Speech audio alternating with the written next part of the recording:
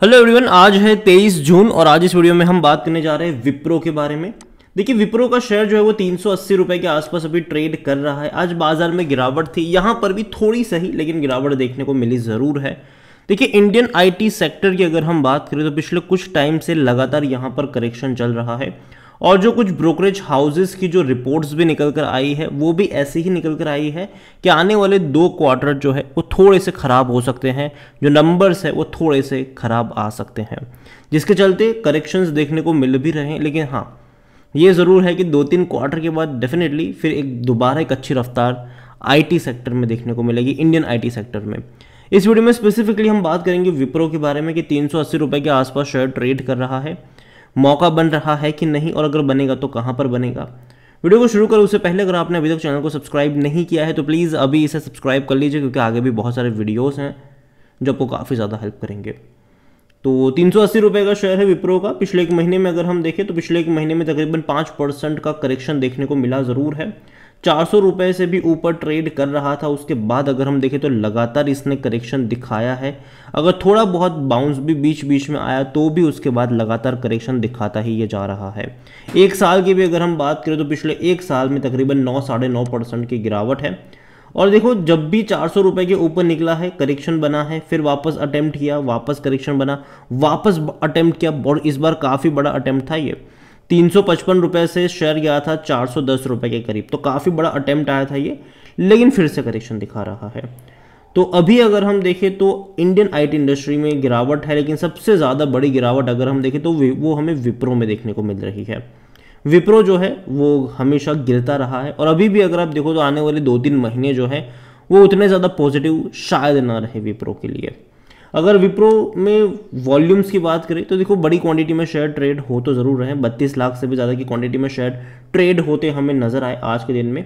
इतना ही नहीं, कंपनी में अगर हम देखेंगे तो बाईबैक की भी चर्चा थी, और हालांकि अभी बाईबैक की वजह से जो तेज़ी आनी थी वो आ चुकी है, अब शायद उतनी बड़ी तेज़ी नहीं देखने को मिलेगी।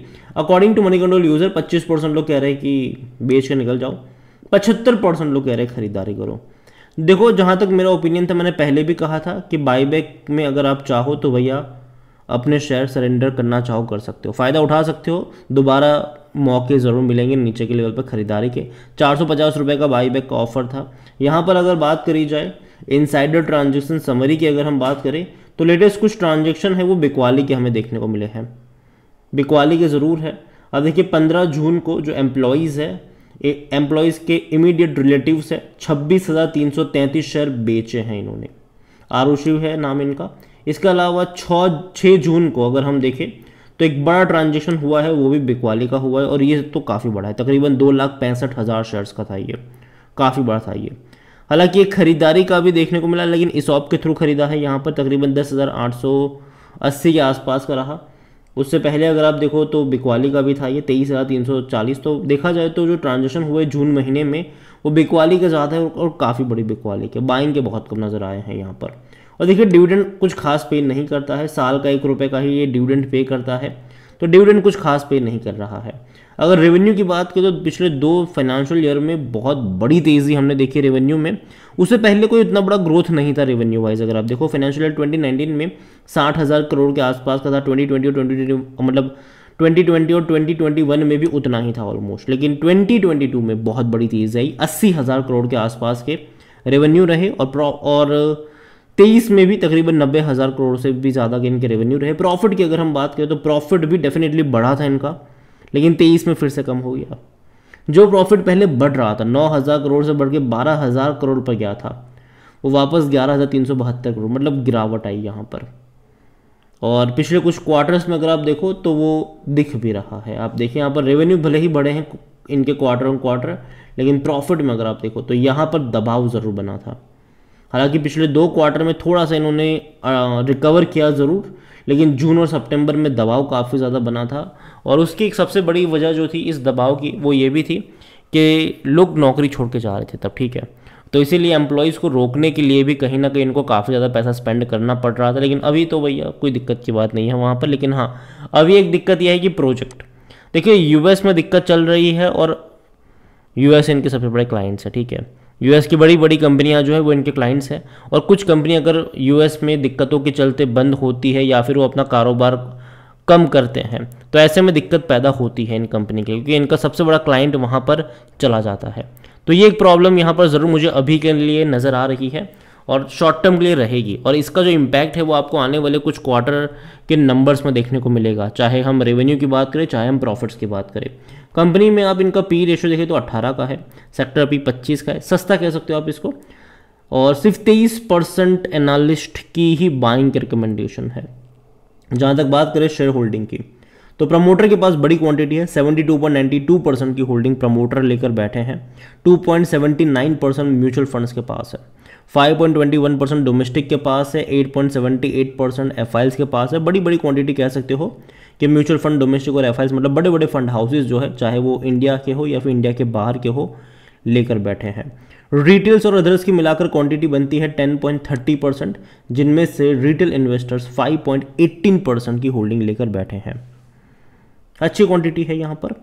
देखिए, पहली चीज़ तो मैं कहूँगा कि विप्रो कंपनी ख़राब नहीं है, कंपनी अच्छी है, ठीक है, लेकिन अभी यूएस में दिक्कत चल रही है, और जब तक ये दिक्कतें चलती रहेगी जो प्रॉब्लम है वो उनको फेस करनी पड़ेगी, और जो भी है वो टेम्पररी है। मुझे लगता है कि अभी भी नेक्स्ट 2 क्वार्टर के जो रिजल्ट्स हैं वो शायद इनको परेशान कर सकते हैं, वो नंबर्स आपको ख़राब देखने को मिल सकते हैं, लेकिन उसके बाद मुझे लगता है कि धीरे धीरे चीज़ें बेहतर होगी इनके लिए। तो अभी तो मैं कहूँगा कि है तो रखे रहो, ठीक है, अगर है आपके पास तो रखे रहो, पैनिक में आकर बेचने की ज़रूरत नहीं है। लेकिन जहाँ तक बात है फ्रेश बाइंग की, तो मैं कहूँगा कि थोड़ा सा वेट कर लो, 2-3 महीने का वेट कर लो, एक बार इनके जून क्वार्टर के नतीजे आ जाए, वो रिजल्ट्स कैसे आते हैं, उसके बाद हम यहाँ पर कोई डिसाइड करेंगे कि क्या कर सकते हैं। लेकिन नंबर्स जैसे कि एक्सपेक्टेड है कि उतने अच्छे आने के चांसेस शायद उतने ज़्यादा नहीं है, ना के बराबर है, और यही वजह है कि नतीजे के बाद आपको थोड़ा बहुत और प्रेशर देखने को मिलेगा। और देखो, बाजार ये चीज़ जानता है, ठीक है, कि आने वाले 2 क्वार्टर के रिजल्ट शायद उतने अच्छे ना आए, और यही वजह है कि बाजार इस चीज़ को ऑलरेडी फैक्टर कर रहा है और गिरावट दिखा रहा है गिरावट। लेकिन मुझे लगता है कि शायद जो मौके हैं बाइंग के वो शायद अभी नहीं है। अभी अगर आप थोड़ा सा वेट करोगे 2-3 महीना, उसके बाद मुझे लगता है कि शायद मौके बन सकते हैं, तो वहाँ पर आपकी नज़र होनी चाहिए। कंपनी अच्छी है, लेकिन जैसे कि मैंने कहा यूएस में दिक्कतें चल रही है और चीज़ों को सॉर्ट आउट होने में थोड़ा सा टाइम लगेगा, और इनके कोई बड़े क्लाइंट्स अगर इनके हाथ से निकलते हैं, जैसे कि पिछले कुछ दिनों पहले टीसीएस को लेकर खबर आई थी कि एक बड़ा क्लाइंट ने अपना कॉन्ट्रैक्ट कैंसिल कर दिया है, ऐसा बाकी कंपनियों के साथ भी फ्यूचर में हो सकता है, काफ़ी चांसेस हैं उसके, और यही वजह है कि अभी के लिए मैं कहूँगा अवॉइड, वेट करोगे तो फ़ायदे में रहोगे। कंपनी अच्छी है तो रखे रहो, लेकिन मुझे लगता है कि अब लंबे समय तक ये कंसोलिडेट करने वाला है आने वाले टाइम में, 350 से 400 रुपये के बीच में लंबे समय तक ये अभी कंसोलिडेट कर सकता है। ये मेरा ओपिनियन है, बाकी मर्जी आपकी है। इसके अलावा इन्फोसिस की अगर हम बात करें तो काफ़ी बड़ी गिरावट ये भी दिखा रहा है, 1265 पर ट्रेड कर रहा है, और टीसीएस भी आप देखो तो गिरावट यहाँ पर भी है, 3213 रुपये के आसपास ट्रेड कर रहा है।